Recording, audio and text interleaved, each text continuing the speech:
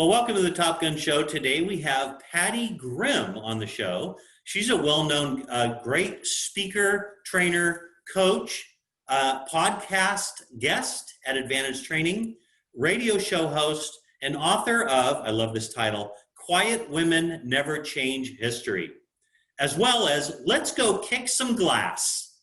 Pattie was one of the youngest female VPs at a big bank at age 28. She spent 15 years at Microsoft, working alongside of Steve Ballmer and Bill Gates. Pattie went from being a rock star near the top of her career to the bottom and being a depressed Energizer bunny.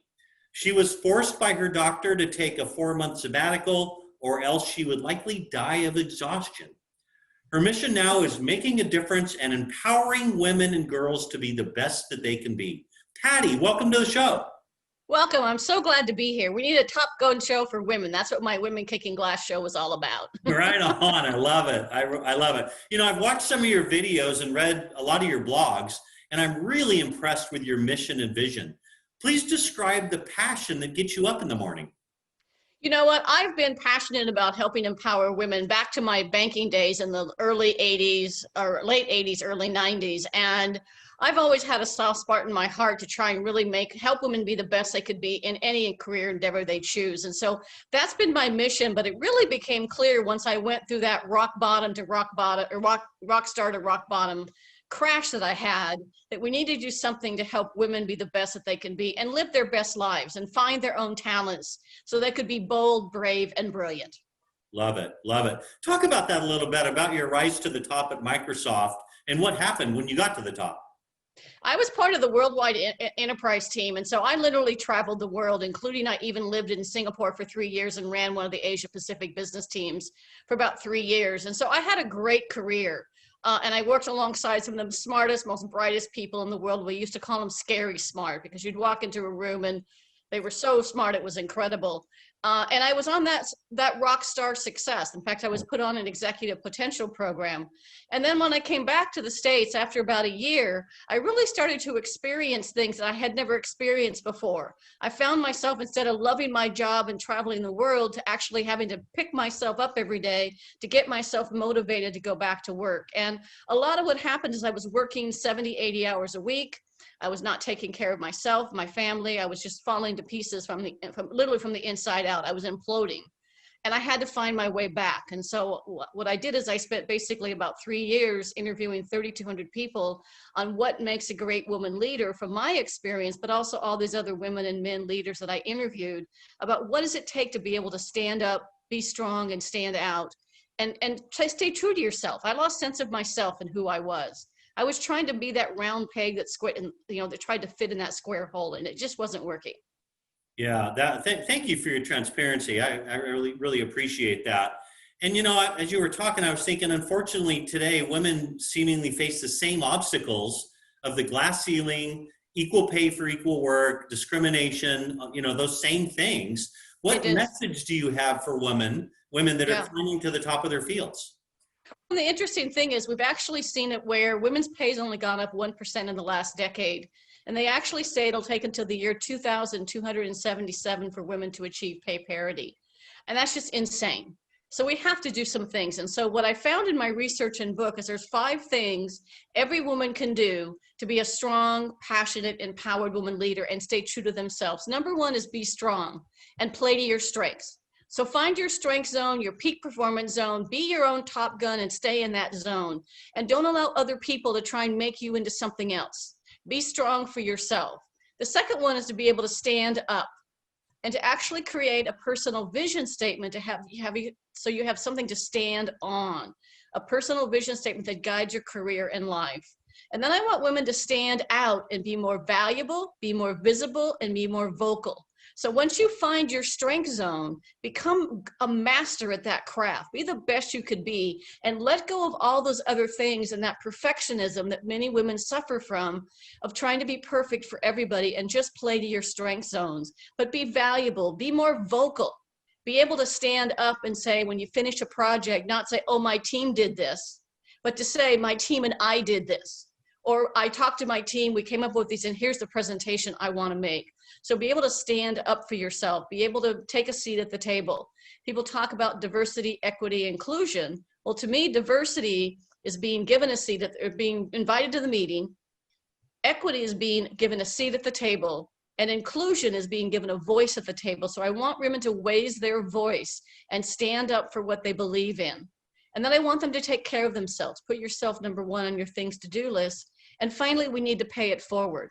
We need to leave this world a better place for our children, our grandchildren, where women aren't still fighting for their own rights. We actually have 13 states that haven't ratified the Equal Rights Amendment from the 1970s. And that's just mind-boggling. That's guaranteeing women the right to equal pay. Wow, that's incredible. I heard the other day, if women achieved equal pay, it's worth 12 trillion with a T to the world economy. Because it's not just the gap in pay, it's women's spending power. Everything we have in the world, cars, homes, healthcare, auto insurance, health insurance, food, clothing. If women had more money, they'd have more money to spend. And so that's $12 trillion can contribute to the economy. That's mind-blowing. You know, there's a lot of C-level, there's a lot of male leaders watching this. A large part of the audience that watches the Top Gun show are C-level, professionals. Yeah. What can men do? What can organizations do to help? The number one thing men can do is recognize that when she falls, when she rises, you do not fall. When she rises to the top of the organization, you do not fall. Organizations that have more women at the top levels are more profitable. They have higher revenue. They have higher employee engagement. They have higher employee loyalty. It all comes back to the bottom line. So men need to mentor and sponsor women. Mentoring is sort of giving them advice and giving them some coaching and things to do. Sponsoring means what my mentors did for me is sponsored me and say, she's ready for that international assignment and I support her for this. And you'll be able to stand up for them and help them recognize their talent and promote women on their potential, not just their performance. So research shows men get promoted on potential. He has the potential to be a great leader.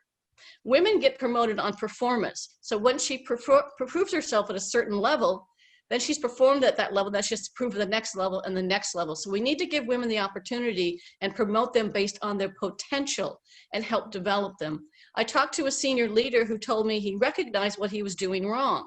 He says, I've been mentoring two proteges, a man and a woman. The woman, I'm helping her work on her confidence. The man, I'm teaching her the business. And he said, I didn't realize what I was doing wrong. So women also need to learn the business, learn the language of business, what the profit and loss statement is, how to be able to talk in that language and relate things to business strategies and be able to relate in that certain way. What organizations can do is they can basically almost throw out the baby with the bathwater when it comes to our traditional HR policies. We need to throw the whole baby out with the bathwater. Sorry if that offends somebody, but we need to start over and look at our job descriptions, our promotion policies. Are we being inclusive, not just of women, but of people of color? Because everything that women face, people of color face as well.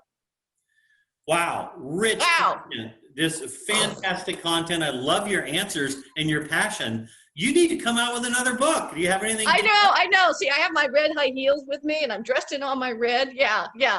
Yeah, the next book I think is actually going to be called When She Rises, You Do Not Fall, How to Create Inclusive Workplaces for All. And so that's sort of the one that's been needling around in my head, and I think it's come true even recently.